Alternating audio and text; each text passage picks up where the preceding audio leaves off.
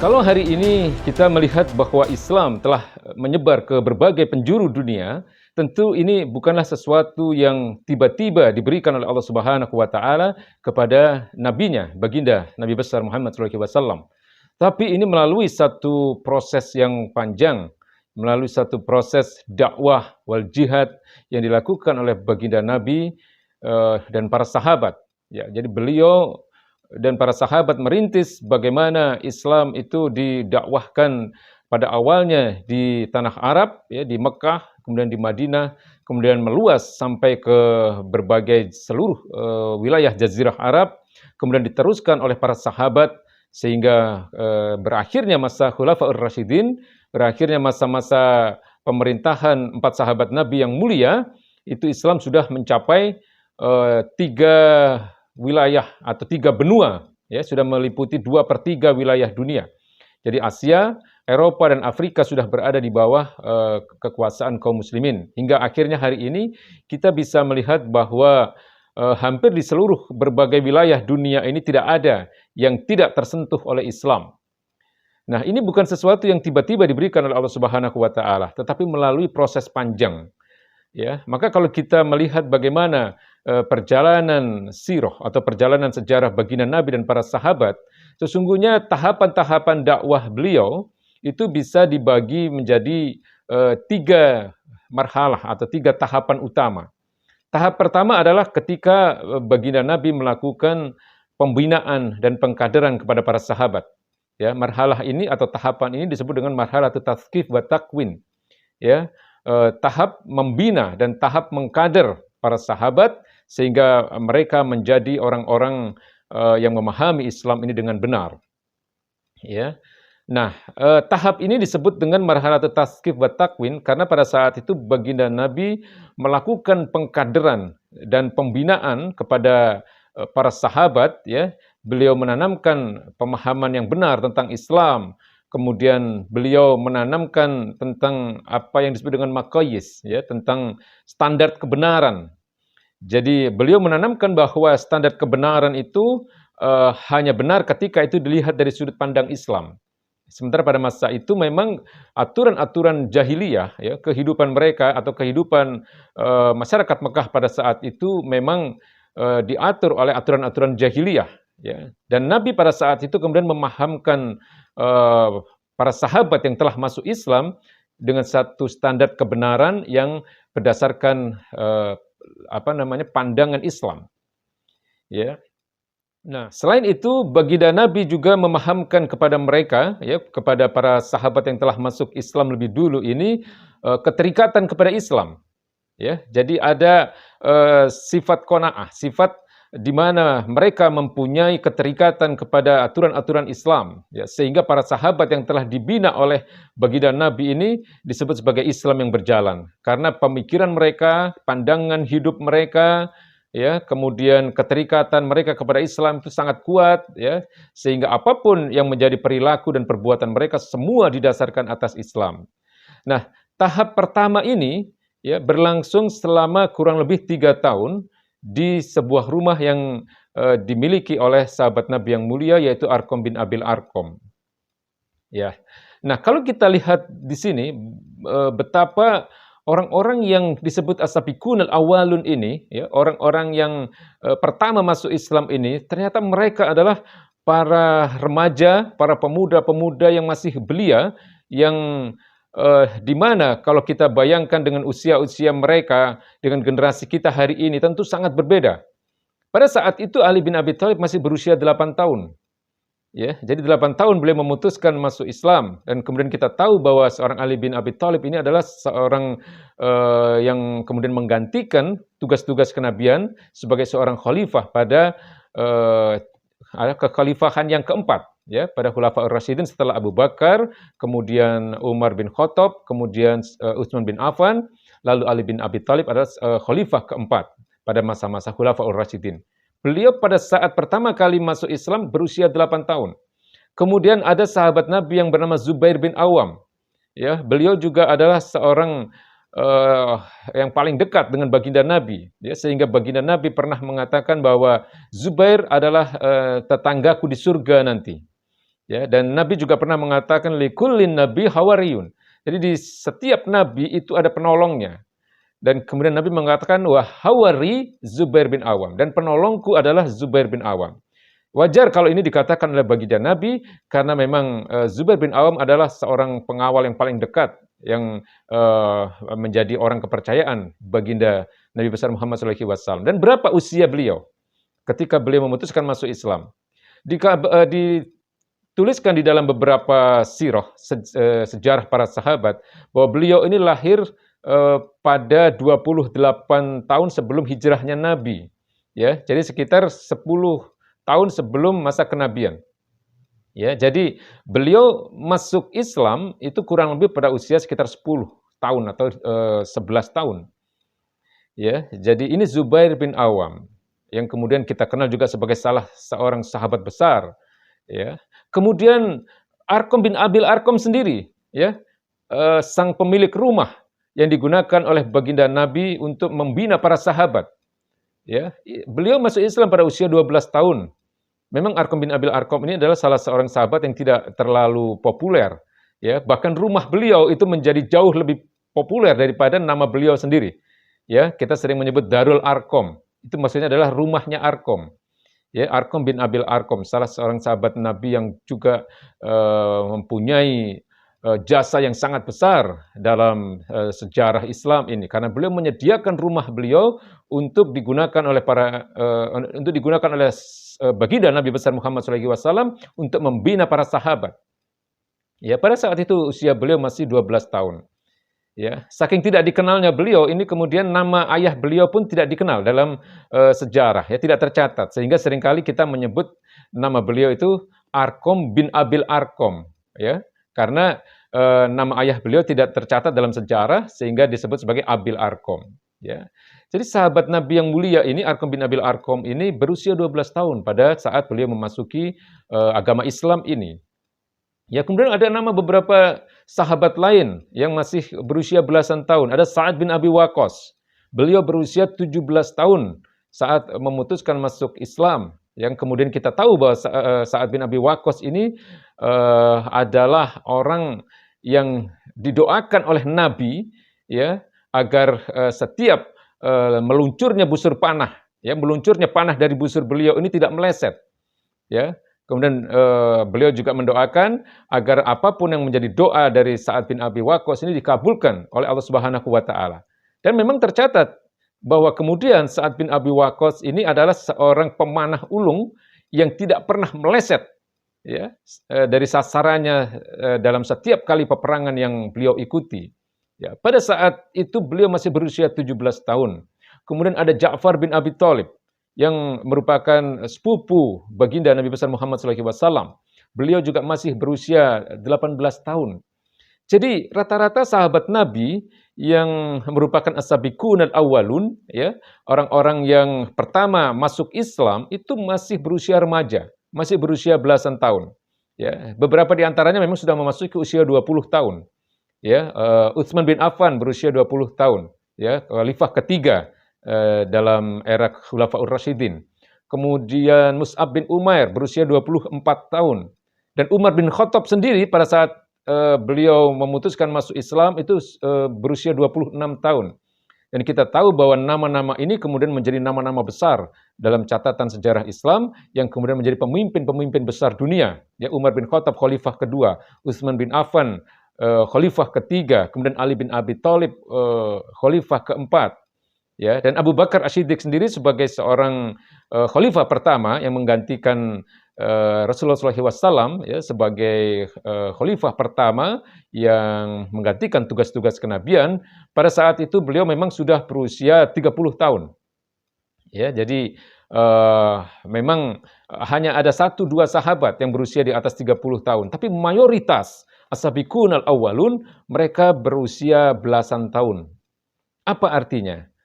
Artinya adalah bahwa yang menentukan, ya, sejarah perjalanan Islam sehingga Islam menjadi seperti hari ini, di mana Islam telah memasuki berbagai wilayah dunia, berbagai penjuru dunia, ini ditentukan oleh anak-anak muda. Ya, Jadi jangan dibayangkan bahwa mereka-mereka yang pada saat itu masih berusia 8 tahun, seperti Ali bin Abi Thalib, kemudian Zubair bin Awam yang masih berusia sekitar 10 tahun, kemudian juga Arqam bin Abil Arqam yang masih 12 tahun, ya. Jangan dibayangkan dengan kondisi remaja kita hari ini, jangan dibayangkan dengan disamakan dengan anak-anak kita hari ini, ya. Jadi mereka adalah generasi-generasi yang berkualitas.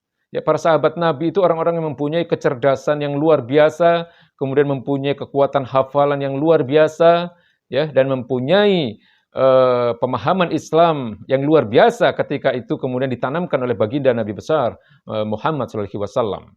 Dan ternyata ini tidak hanya berhenti pada generasi mereka, ya, karena kemudian anak-anak mereka pun ya lahir sebagai pemuda-pemuda Islam yang tangguh, menjadi pejuang-pejuang Islam yang luar biasa. Ada nama Usamah bin Zaid. Ya, Usamah bin Zaid ini adalah putra dari Ummu Aiman, ya. Ummu Aiman adalah pengasuh baginda Nabi besar Muhammad SAW. Jadi Ummu Aiman ini adalah seorang pelayan atau seorang pembantu yang bekerja di rumah orang tua dari baginda Nabi besar Muhammad SAW. Putra Ummu Aiman ini bernama Usamah bin Zaid. Ayahnya bernama Zaid bin Harithah. Dan Usamah bin Zaid ini adalah orang yang pernah diangkat sebagai anak oleh baginda Nabi besar Muhammad SAW. Ya. Usamah bin Zaid pada usia 18 tahun, dia sudah menjadi panglima perang yang memimpin pasukan besar Islam di dalam menghadapi pasukan Romawi Timur. Ya. Dan orang-orang yang menjadi pasukan, anggota pasukan yang dipimpin oleh Usamah bin Zaid ini adalah sahabat-sahabat besar seperti Abu Bakar As-Siddiq, kemudian Umar bin Khattab, ya, kemudian Khalid bin Walid, ya. Jadi Usamah bin Zaid pada usia 18 tahun, beliau sudah memiliki kemampuan strategi militer yang luar biasa dan kecerdasan yang luar biasa. Ya, jadi ini generasi setelah para sahabat tadi yang masih di dalam kurun era para sahabat juga. Ya, kemudian di generasi-generasi sesudahnya kita tahu pasti nama Muhammad Al-Fatih, ya, seorang pemuda yang ada di masa-masa kekhilafahan Utsmani. Ya, pada tahun 1453, beliau adalah orang yang menaklukkan Romawi Timur. Beliau adalah orang yang kemudian menaklukkan Konstantinopel sebagai ibu kota Romawi Timur pada usia 21 tahun. Ya, pada saat usia 21 tahun, beliau sudah menguasai strategi militer yang tidak terbayangkan sebenarnya pada saat itu bahwa Romawi Timur yang merupakan kekuatan dunia terbesar di samping Persia, ya, bisa ditaklukkan oleh seorang pemuda Islam yang masih berusia 21 tahun. Pada saat berusia 21 tahun, seorang Muhammad Al-Fatih adalah orang yang menguasai 7 bahasa. Beliau juga jelas hafal Quran, kemudian beliau hafal ribuan hadis. Ya, jadi beliau ini pula lah yang pernah dikatakan oleh baginda Nabi sebagai orang yang merupakan panglima terbaik dalam sejarah dunia. Karena baginda Nabi pernah mengatakan bahwa Konstantinopel sebagai ibu kota Romawi Timur itu nanti akan ditaklukkan oleh umat Islam. Ya, dan baginda Nabi mengatakan wa ni'mal amiru amiruha, dan pemimpin pasukan terbaik adalah pemimpin pasukan yang menaklukkan Konstantinopel. Wa ni'mal jais dalikal jais, dan sebaik-baiknya pasukan adalah pasukan yang menaklukkan Konstantinopel. Dan itu dilakukan oleh seorang pemuda berusia 21 tahun yang bernama Muhammad Al-Fatih. Jadi kita lihat bahwa sejarah Islam itu telah menunjukkan bahwa kemuliaan Islam ini banyak ditopang dan banyak dibela oleh anak-anak muda. Ya. Jadi kalau kita bandingkan dengan hari ini, kita lihat apa yang dilakukan oleh anak-anak kita hari ini, apa yang dilakukan oleh generasi muda Islam hari ini. Kalau hari ini mereka ya mengisi waktunya hanya dengan main game, kemudian mengisi waktunya dengan nongkrong-nongkrong nggak jelas, ya, di tempat-tempat keramaian dan seterusnya, itu masalah, ya. Itu adalah satu masalah besar yang harus kita luruskan. Kalau para sahabat Nabi yang mulia ini menjadi generasi yang berkualitas, ya, menjadi pemuda-pemuda Islam dan remaja-remaja Islam yang tangguh dan berkualitas, itu bukan sesuatu yang terjadi secara tiba-tiba. Ya, mereka melalui proses pembinaan, mereka melalui proses pendidikan yang dilakukan oleh baginda Nabi besar Muhammad SAW pada masa-masa awal, ya, masa-masa awal kenabian beliau. Ya, beliau menanamkan akidah yang benar, ya, tentang Islam ini, sehingga mereka mempunyai pemahaman Islam yang kuat. Ya, kemudian beliau menanamkan standar kebenaran berdasarkan Islam, sehingga apapun yang menjadi persoalan di tengah-tengah mereka, itu mereka lihat dari sudut pandang Islam, ya, dan kebenaran itu hanya berdasarkan Islam. Kemudian yang ketiga adalah yang ditanamkan oleh baginda Nabi adalah adanya keterikatan terhadap ajaran-ajaran Islam, keterikatan terhadap syariat Islam, ya, keterikatan tentang adanya kewajiban untuk menjalankan syariat Islam ini secara kafah, secara utuh. Itulah yang ditanamkan oleh baginda Nabi kepada mereka, sehingga mereka lahir sebagai generasi-generasi Islam yang bersedia dan ikhlas untuk mencurahkan segala yang mereka miliki, termasuk nyawa mereka untuk Islam. Itulah yang harus ditanamkan kepada anak-anak kita. Ya, jadi kalau anak-anak kita hari ini mengisi waktunya dengan hal-hal yang tidak bermanfaat, itu masalah besar bagi masa depan mereka. Sudah terbayangkan bahwa kalau ini tidak diluruskan, ya, mereka akan menjadi apa? Itu sudah terbayangkan. Ya. Jadi jangan sampai kemudian waktu mereka itu disia-siakan. Jangan sampai kemudian nanti mereka menyesal di kemudian hari, ya, ketika pada usia dewasa mereka tidak punya pemahaman yang benar tentang Islam ini. Jadi tanamkan kepada mereka pemahaman Islam yang benar, tanamkan kepada mereka akidah Islam yang benar. Ya, tanamkan kepada mereka bahwa standar kebenaran itu hanya berdasarkan dari sudut pandang Islam. Ya, sementara hari ini kita harus melalui proses perang pemikiran bahwa standar kebenaran itu hari ini begitu kacau di tengah-tengah umat Islam. Karena banyak umat Islam yang memandang kebenaran itu tidak dari sudut pandang Islam. Ya, banyak umat Islam hari ini tidak memandang kebenaran itu dari sudut pandang akidah atau syariat Islam. Ya, mereka melihat kebenaran itu dari sudut pandang demokrasi. Mereka melihat bahwa kebenaran itu ada di dalam konsep aturan-aturan kehidupan yang justru dirancang oleh musuh-musuh Islam. Ya, hak asasi manusia, pluralisme, feminisme, ya, dan seterusnya. Sehingga wajar kalau kemudian hari ini banyak umat Islam justru tumbuh dan menjadi orang-orang yang membenci agamanya sendiri. Ya, dengan menuduh bahwa kita yang terikat kepada Quran, kita yang terikat kepada sunnah-sunnah baginda Nabi besar Muhammad SAW, ini adalah orang-orang yang intoleran, orang-orang yang tidak toleran, orang-orang yang anti keberagaman, ya, orang-orang yang radikal, ya, menginspirasi terorisme, tindakan kekerasan dan seterusnya. Ini fitnah besar, ya. Ini fitnah yang jahat terhadap Islam dan ajarannya. Fitnah terhadap Islam adalah fitnah terhadap Allah Subhanahu wa taala dan baginda Nabi besar Muhammad sallallahu alaihi wasallam. Jadi itulah yang dilakukan oleh baginda Nabi besar Muhammad sallallahu alaihi wasallam pada masa-masa awal kenabian beliau. Ya, 3 tahun pertama di rumah Arqam bin Abil Arqam atau yang sering kita sebut dengan Darul Arqam, beliau membina dan mengkader para sahabat untuk kemudian para sahabat yang merupakan as-sabiqunal awwalun ini, orang-orang pertama yang masuk Islam ini menjadi kader-kader dakwah yang tangguh, menjadi kader-kader dakwah yang memang siap untuk menyerahkan seluruh yang dia miliki, menyerahkan semua perhatiannya, ya, bahkan nyawanya, ya, hartanya, semua untuk Islam. Ya, ini ditanamkan oleh baginda Nabi besar Muhammad SAW pada masa-masa awal-awal kenabian beliau 3 tahun pertama. Yang kemudian dilanjutkan dengan fase-fase berikutnya. Ya, fase dakwah secara terang-terangan, kemudian fase di mana setelah beliau hijrah ke Madinah yang insya Allah nanti fase-fase berikutnya ini akan kita sampaikan di video berikutnya. Tapi intinya adalah kalau kita kiaskan, ya, hari ini yang kita alami itu tidak jauh berbeda dengan apa yang terjadi pada saat periode Mekah, di mana Islam tidak menjadi aturan kehidupan bagi manusia. Hari ini kan seperti itu. Ya, hari ini Islam tidak menjadi aturan kehidupan bagi manusia, khususnya bagi umat Islam. Hari ini kita diatur oleh sistem kehidupan yang sekuleristik, sistem kehidupan yang justru menjauhkan manusia dari ketaatannya kepada Allah Subhanahu wa taala.